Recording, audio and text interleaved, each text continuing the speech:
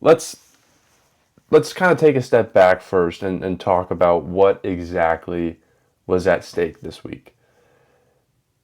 The NCAA is making a lot of changes. There's a lot of changes to college athletics happening right now, and swimming is in a state where they need to prove that they can become TV and fan friendly. And that is what caused the CSCAA to make these changes where we're removing the B final, where we're trying to make a TV product.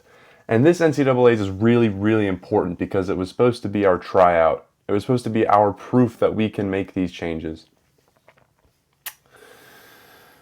So that's what was at stake for me. Obviously, I was excited about the swimming too, but I was excited to see what is the evolution that we're going to make to get this sport ready to be a TV product like every other sport is. And so that's where I found myself on day one on Wednesday night, waiting to see what we were going to have in store. And it started out, I would say, pretty well in the first, I don't know, 20 minutes of the broadcast. We had that mile that, of all the events to start with, you start with a mile, which is relatively low energy just because it's a slower event.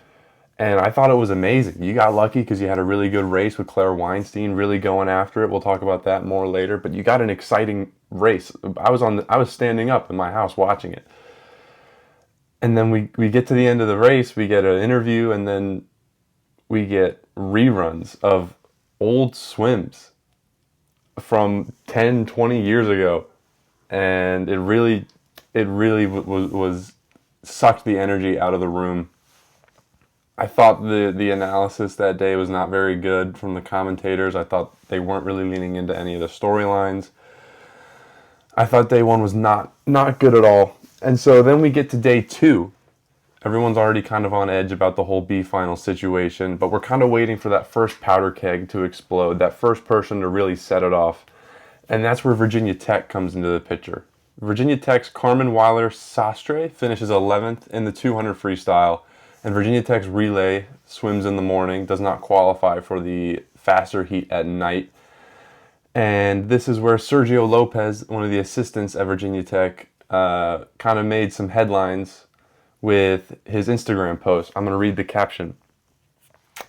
First, congratulate Carmen and our relay for swimming well this morning. Second, and food for thought about finals at NCAA's. I know in my last post I would not talk about it, but I can't help myself. I think that if you don't have a swimmer or a relay, you should not come back to finals and leave the pool deck empty and the stands empty. I love fast swimming and I always watch every race because I appreciate swimming and always trying to learn from competition. This week and next week, unless I have a swimmer or relay competing of one of my swimmers wants to come a swimmer, I will stay back at the hotel and do work, watch my K-drama, or go out and have a cup of coffee and feel good about my life and Virginia Tech. That sounds like a nice evening, but what that started was an absolute explosion where this meet, the main storyline of this meet was no longer swimming, and it was all about these B finals and this whole drama. And it was absolutely insane. Sunday we got a SwimSwam article that said that the coaches are basically all unified on making a change, that there was lots of talk happening on deck. I was being told this as well from people that I knew that I was reaching out to, that a lot of coaches were coming and talking to one another, and there was a lot of agreement that they weren't happy with the way that things were. We also got a statement from the CSCAA saying that they're going to look into making changes. So what that means is that we're probably getting B finals back in the future. And personally, I'm not against that. I wasn't against removing B finals. I thought that was a decent idea to try and speed up the meet, to try and make it more entertaining. But I'm also not against bringing the B final back. I don't think that that's necessarily the issue on why we can't get good streaming numbers on this meet. And I have some more thoughts. I wanted to kind of flesh a lot of these out. This stream was terrible. This year's meet was not our best. It was not good at all. It was horrible. And I think that these complaints are valid. I think that if you are going to remove the B final because you say that it takes up too much time and that we need to be more TV friendly, you cannot then take 90 minutes to run a session that has 3 events. You can't take 70 minutes to run the average session. How I mean, the amount of dead air that was there, the amount of time that we were just listening to Rowdy Gaines talk, and no, he doesn't know enough to be an NCAA swimming commentator at this meet. He was showing that time and time again that he really did not understand this meet or the storylines or these athletes all that well. And there was just so much wasted time where it was like, I was a fan of removing the B final. I thought it was a decent idea, but if we're just going to sit around and stare at each other for a few minutes, then let's just bring the B final back and we'll just watch that while we wait instead. Like, I would rather have the B final than sit around and do nothing. I was under the impression that we were going from A final to A final to A final. I didn't know that it was going to be this stream where we're just watching the A final and then we're getting a 10-minute break of just watching the one wide shot of the pool and the small crowd that was there, and then we're just going for that for 10 minutes, and then we're doing the A final again. If we're going to do that, let's just bring back the B final. I mean, it was. I was not a fan of the TV product. I thought the energy on the deck was a bit off, mainly because of the level of rebellion about these B finals. With that being said, there is absolutely no excuse. It is completely unacceptable at this junction in college swimming, at this meet, at what this meet meant, to actively encourage athletes and coaches not to show up to finals. Whether it was Sergio Lopez, whether it was other people behind the scenes, if you are actively encouraging athletes and fans and coaches not to support this sport at this moment, you are creating just as much of a problem as the missing B finals were. I understand being upset about it. I understand sticking up for your athletes. I understand all of that. I understand that this could be really frustrating, and I can resonate with that. But in the middle of the meet, actively telling people not to go to the meet that means so much to the sport is also a part of what made this meet so bad and such a disaster for the sport. It's absolutely unacceptable, and it was just as damaging as the removal of the B finals. We can go back and fix that later. But what we have right now is what we have, and we need to come in and support it. Because these people were under the, like, what does not showing up to the meet do? We don't have the power that the college football has. We can't just, like, rebel against the system and make the system shift to us. If the NCAA watches that back and sees the lack of energy and sees the lack of teams there in attendance, they're not going to say, like, oh, we have to make these changes so that we can get swimming back and we can get these athletes back. They could just cut swimming. They could just be done with it. They could stop investing money in it. We don't have the power in this situation. We are not college football. We're not college basketball. That meet and this week's meet with the men is our chance to prove that we can make this TV friendly. So actively encouraging people not to show up and not bring energy is a terrible, terrible way to go about it. I've been talking to people, I've been talking to coaches, I've been talking to athletes, and I think one of the biggest problems right now is not even necessarily the removal of the B finals. It's that nobody wants to actually sit down and talk about changes that can be made. I had an anonymous ACC coach tell me, quote, "Refusing to comment just highlights the real issue. Criticizing ideas is easy. Meaningful changes require actually putting pen to paper." So that's what I tried to do. I tried to reach out to coaches. I tried to reach out to a lot of these people that were making these claims and that were speaking out so adamantly against this. One of them responded back to me and said, "I won't comment on any championship proposal without B finals, period."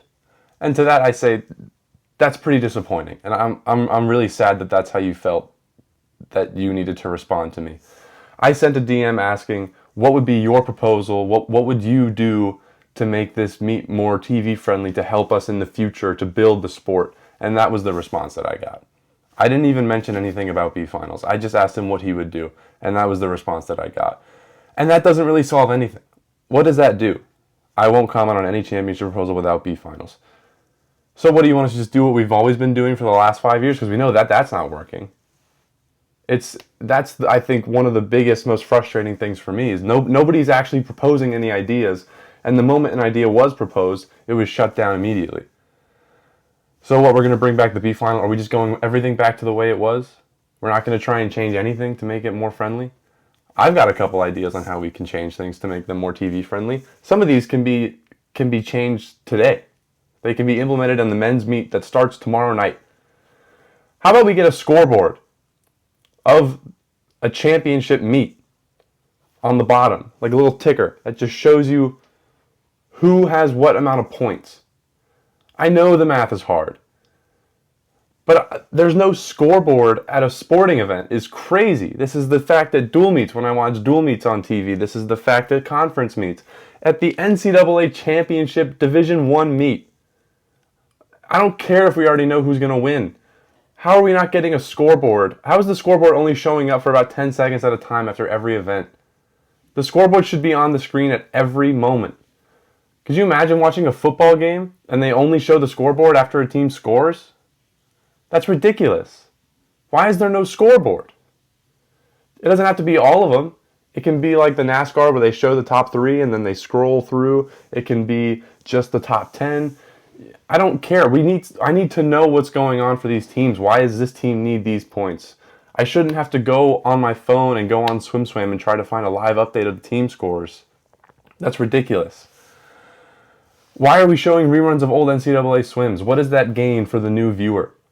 The only thing it can do is hurt the perception from the new viewer. Imagine this new viewer watching Gretchen Walsh go 46 in the 100 fly, and then the next day watching the 100 fly at this meet and watching the winner go 48 low. 48 low is incredible. Tori Husk had an amazing swim, but you've just ruined their perception by showing them these old NCAA swims. Not to mention the fact that they can just go on YouTube and see that later. Why are you showing that now? Why is there this big break? Like, how did nobody see this coming and nobody thought to put something there? Why aren't we talking to the athletes? Why aren't we talking to the coaches? Why don't we have sit-downs? Why don't we have some kind of pre-recorded feature interview of some kind? Why aren't we talking about the storylines from the top 5, the top 10, the top 15? Who are the newcomers? Who are these freshmen? Who are these people that we've never heard of before? Why aren't we talking about this during those breaks? If you want to have those breaks, fine. I think you can even fill that air with something interesting, and you can talk about these swimmers so that people watch the meets, they watch the races the rest of the way, and they know who these people are, and they have stake, and they're interested. Maybe if you have a scoreboard, I can follow my favorite team. I can know why a certain event is important for a school like South Carolina, like Alabama, like Kentucky. You know, maybe it's the difference between them getting 18th and them getting 11th is what this person does in this A final. If you have that scoreboard, I even think if you have the scoreboard, you can throw in the B final and make it more entertaining because you can start to change the angle from who's going to be 9th in the country, which no casual fan is ever going to care about, to look at the score right now. There's a Wisconsin swimmer. They're seeded 15th. Now they're in 10th at the 100 mark. If they get 10th, they get this many more points. It can jump them up to this in the team standings.